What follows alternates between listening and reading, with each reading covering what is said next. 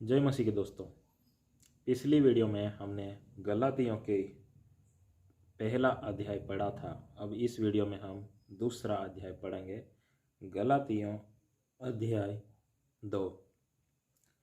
14 वर्ष के बाद मैं बरनबास के साथ फिर यरूशलेम को गया और तीतुस को भी साथ ले गया। मेरा जाना ईश्वरीय प्रकाशन के अनुसार हुआ, और जो सुसमाचार में अन्य जातियों में प्रचार करता हूँ उसको मैंने उन्हें बता दिया, पर एकांत में उनको जो बड़े समझे जाते थे, ताकि ऐसा न हो कि मेरी इस समय की या पिछली दौड़ धूप व्यर्थ ठहरे। परंतु तीतुस को भी, जो मेरे साथ था और जो यूनानी है, खतना कराने के लिए विवश नहीं किया गया।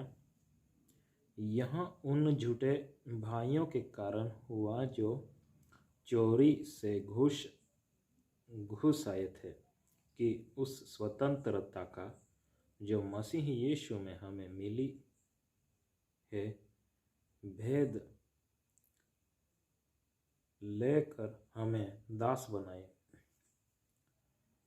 उस घड़ी भर उनके अधीन होना हमने न माना, इसलिए कि सुसमाचार की सच्चाई तुम में बनी रहे। फिर जो लोग कुछ समझे जाते थे, वे चाहे कैसे भी थे, मुझे इससे कुछ काम नहीं। परमेश्वर किसी का पक्षपात नहीं करता। उनसे जो कुछ समझे जाते थे, मुझे कुछ भी नहीं प्राप्त हुआ। परंतु इसके विपरीत जब उन्होंने देखा कि जैसा खतना किए हुए लोगों के लिए सुसमाचार का काम पतरस को सौंपा गया, वैसा ही खतनारहितों के लिए मुझे सुसमाचार सुनाना सौंपा गया। क्योंकि जिसने पतरस से खतना किए हुए में प्रेरिताई का कार्य बड़े प्रभाव सहित करवाया, उसी ने मुझसे भी अन्य जातियों में से प्रभावशाली कार्य करवाया। और जब उन्होंने उस अनुग्रह को जो मुझे मिला था जान लिया, तो याकूब और केफा और यूहन्ना ने, जो कलीसिया के खंबे समझे जाते थे, मुझको और बरनबास को संगति का दाहिना हाथ दिया कि हम अन्य जातियों के पास जाए और वे खतना किए हुओं के पास। केवल यहाँ कहा कि हम कंगालों की सुधि ले, और इसी काम को करने का मैं अब भी यत्न कर रहा था।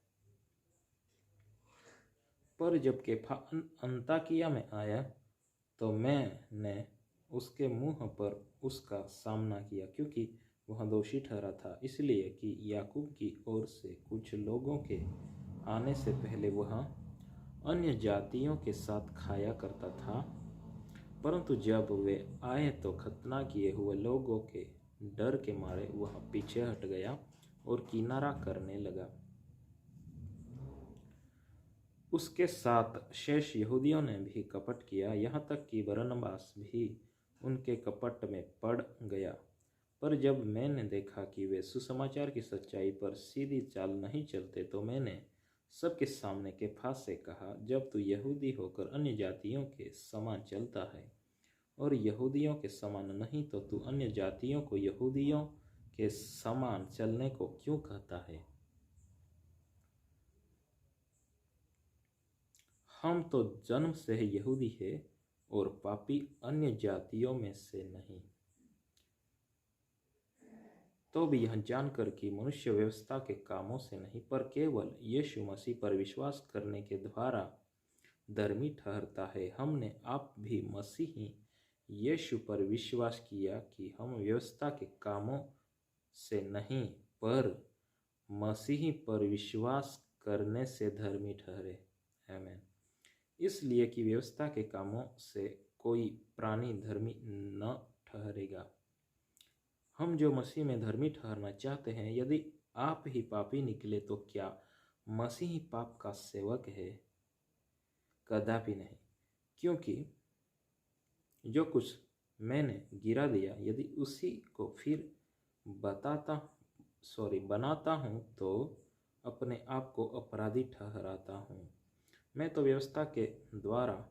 व्यवस्था के लिए मर गया कि परमेश्वर के लिए जीऊँ। आमीन। मैं मसीह के साथ क्रूस पर चढ़ाया गया हूँ। अब मैं जीवित न रहा पर मसीह मुझ में जीवित है। आमीन। और मैं शरीर में अब जो जीवित हूँ तो केवल उस विश्वास से जीवित हूँ जो परमेश्वर के पुत्र पर है, जिसने मुझसे प्रेम किया और मेरे लिए अपने आप को दे दिया। मैं परमेश्वर के अनुग्रह को व्यर्थ नहीं ठहराता, क्योंकि यदि व्यवस्था के द्वारा धार्मिकता होती तो मसीह का मरना व्यर्थ होता। आमीन।